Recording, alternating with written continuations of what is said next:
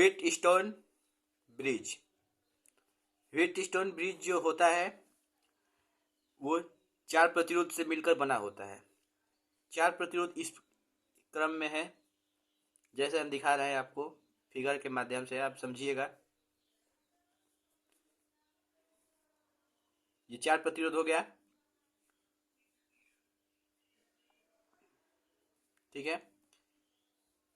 इन चारों प्रतिरोधों को हम नाम दे रहे हैं, इसका P, इसका Q और इसका R और इसका S, ठीक है।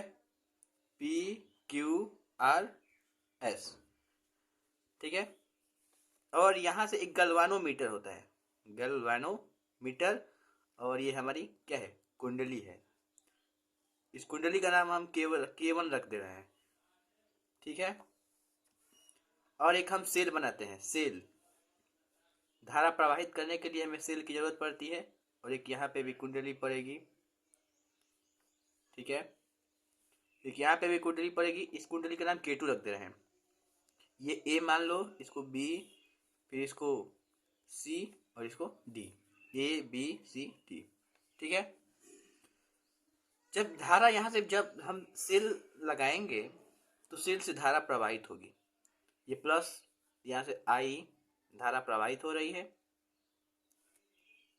यहाँ तक तो धारा I प्रवाहित होगी।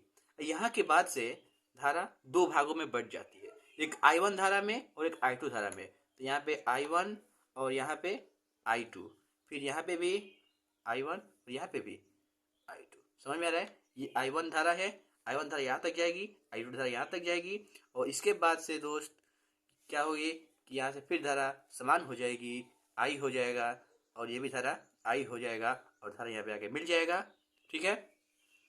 तो किरचॉफ के द्वितीय नियम से, किरचॉफ के द्वितीय नियम से, किरचॉफ के द्वितीय नियम देखेंगे कि A B C A में, A B C और A में, ठीक है। A B C A में हम यह देखेंगे, A B यह देखेंगे कि किरचॉफ का द्वितीय नियम, पहले ये क्या होता है हम ये बताएंगे।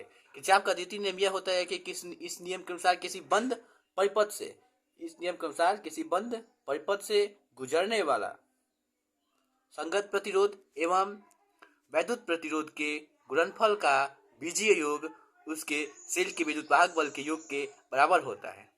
एक बार और सुन लीजिए किरचॉफ का द्वितीय नियम। किरचॉफ का द्वितीय नियम यह कहता है मेरे भाई कि इस नियम के अनुसार किसी बंद परिपथ में संगत प्रतिरोध एवं विद्युत प्रतिरोध के गुणनफल को तथा सेल के विद्युत वाहक बल के योग के बराबर होता है, ठीक है। तो मेरे भाई समझो, यहाँ पे ध्यान दो। तो यहाँ पे क्या करोगे, I1P लिखेंगे किरचॉफ के द्वितीय नियम से, I1P। जब सेल का विद्युत वाहक बल होता है तो सेल के विद्युत वाहक बल में I1P होता है। क्या I1P या P1I, I1P या P1I, I1P चाहे P1I लिख सकते हो, I1P फिर माइनस, ठीक है, I2R, I2R समीकरण बराबर 0, ठीक है। I1P माइनस I2R बराबर 0। क्या करेंगे, I1P बराबर I2R समीकरण 1 मान लो। उसी प्रकार क्या करेंगे कि BDCB में, BDCB में, BDCB में, BDCB में मेरे भाई BDCB में क्या आप करेंगे कि देखिए, इस पे भी देख लीजिए, Q1I है तो I1Q चाहे Q1I कुछ भी लिख सकते हो, तो I1Q लिख दो, ठीक है। फिर माइनस, फिर I2S चाहे I2S लिख दो, I2S, फिर इसको सब बराबर 0 कर दो कि विद्युत वाहक बल शून्य होता है।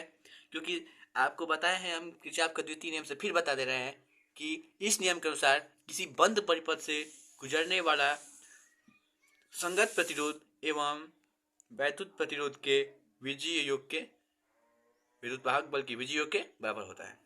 ठीक है, तो मेरे भाई I1Q बराबर I2S समीकरण 2। अब हम यहाँ से समीकरण समीकरण 1 व समीकरण 2 से क्या भाग करने पर, ठीक है, समीकरण 1 व 2 से भाग करने पर, तो हम समीकरण 1 ये है, समीकरण 1 को उठाएंगे, यहाँ पे समीकरण 1 लिखेंगे I1P, ठीक है, और I1P बराबर I2R, समीकरण 1 हो गया। फिर हम समीकरण 2 लिखेंगे, समीकरण 2 को बटा में लगा देंगे, क्या, I1Q बटा I2S, तो I1 से I1 कैंसिल, I2 से I2 कैंसिल। अब यहाँ पे क्या कर देंगे, I1 तो कैंसिल हो गया, P बटा Q बराबर R अपन S। इसे क्या कहते हैं, Wheatstone bridge, Wheatstone bridge, Wheatstone bridge कहते हैं। समझ में आया? Thanks bye.